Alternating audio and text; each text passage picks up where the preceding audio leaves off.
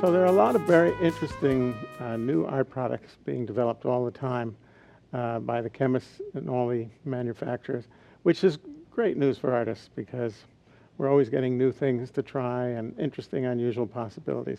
And one of my favorite things that has come along are the Cretacolor Aqua-Briques.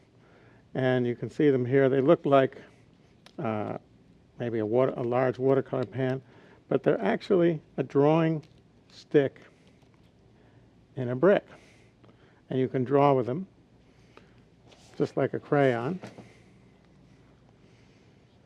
And you can also paint with them, like as if it was watercolor. And since they're water soluble, you can also paint with them after they're on the page. And you can do a lot of other neat things with them too. So a lot of people think that these might be similar to the AquaStics, which are water soluble crayons. They look the same, but they're not. These are very much very robust product. They're very difficult to wear down, and the colors are extremely intense. So they're really their own unique product. Plus the shape makes them very different as well. So I'm now going to do a couple of figures using these really fun products, the AquaStics and the Aqua-Briques. The AquaStics I've talked about before, and it's a water-soluble crayon, wax, and yet it's water-soluble. I don't know how they do that. I think it has something to do with beeswax. Anyway, so but when you're using new materials, it's a good idea to do some tests. Now, sometimes you get colors, the colors as they are when you take them out of the box is not necessarily the way they look on the paper. So it's a good idea to do some tests and see what your colors are, right? So I can see that's a Prussian blue. It's one of my favorite colors. This is more like a phthalocyanine green.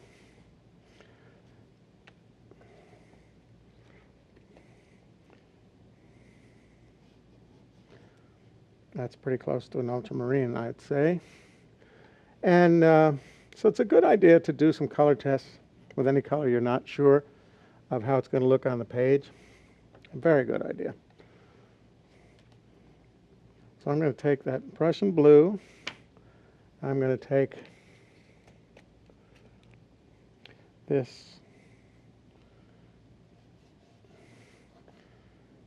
what pretty much appears to be cadmium yellow, medium, and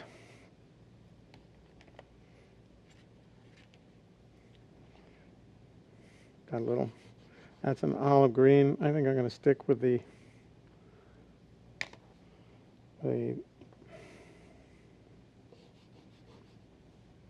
one, phthalocyanine, green, yellow. I've got those three colors, and then maybe,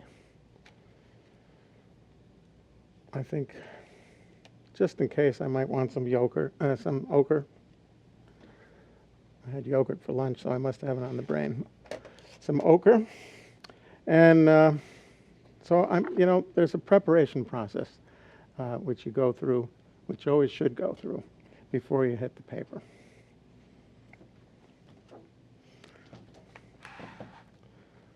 Okay, but still, I'll keep those handy in case I need some other colors. Now, one of the interesting things that you can do with these is you can twist and turn these. And that's the way I'm going to work with them. Actually, could I have that piece of paper back?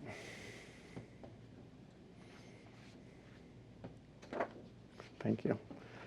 You're welcome. This is like the Letterman show. Okay. Can you say that on camera? I just want to show you that you can use these on their edge. You can use them on their side, the wide side.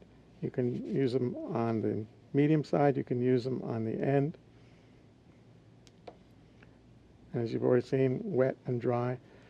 So they can do a lot of different things. And I like to take advantage of all of those options. Thank you. Now, in something like this, I start with the lightest color.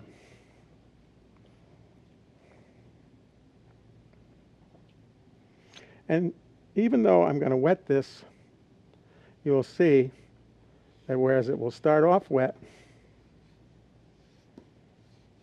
after a very brief period, because after all, it's not a brush, it's a stick, it dries off again.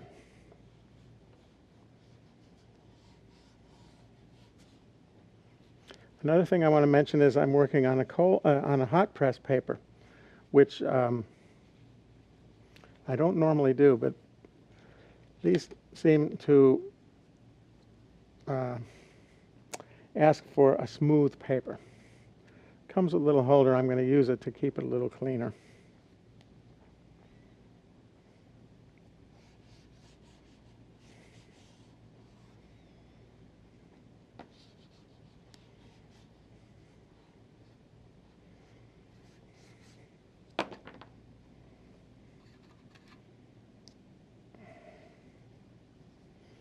Have to keep a firm grip.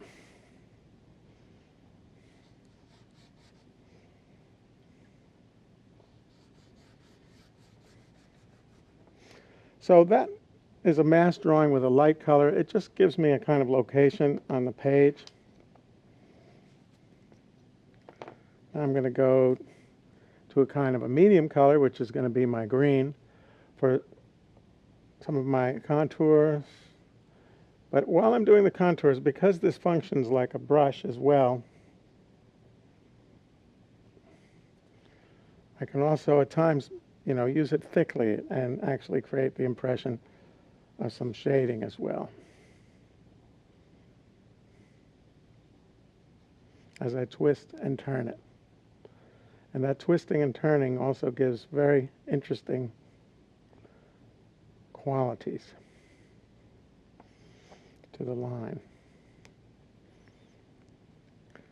Needless to say, like everything else, it's really worth doing this more than once to get the hang of it.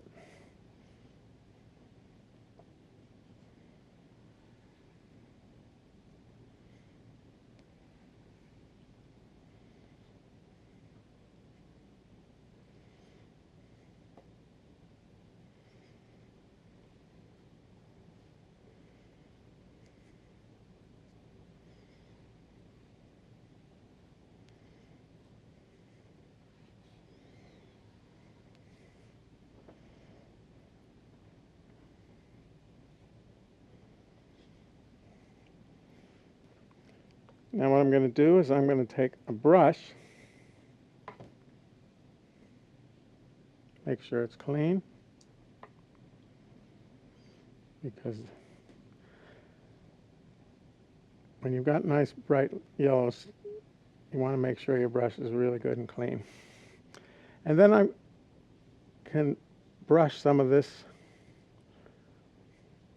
water-soluble aqua-brick around and start to develop some shadows.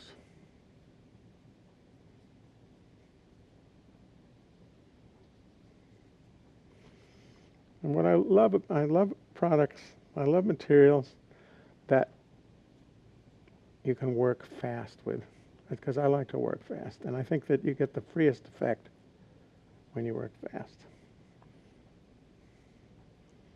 And that's kind of my mantra, is the freedom. So that's getting pretty nice looking. And if I want to add some additional color,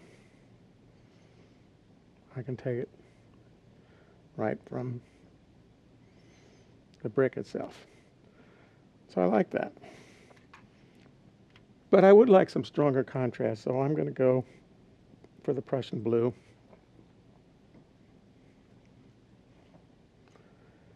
And the nice thing is you can draw right in over this,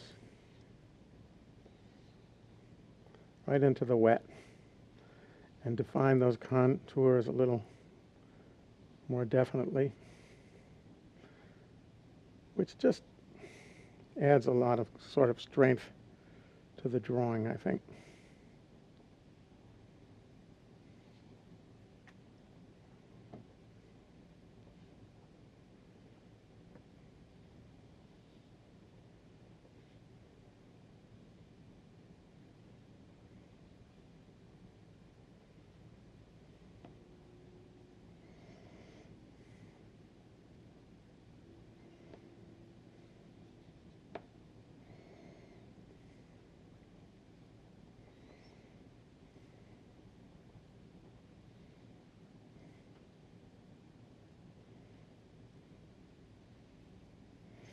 So these lines are enhancing and strengthening the whole impression.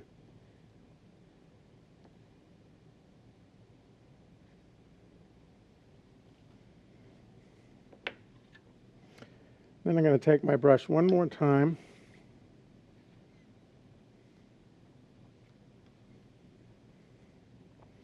and pick up some of those shadows again. Maybe I'll take a little straight from the brick itself.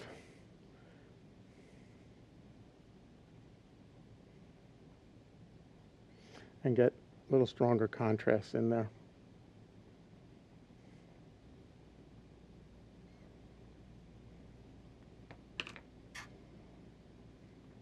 Now, a lot of people think with watercolor, if you make a mistake, there's nothing you can do about it. But that's not true. For example, my hand slipped, and some of that got in there, but a little bit of water, and I can lift it totally away.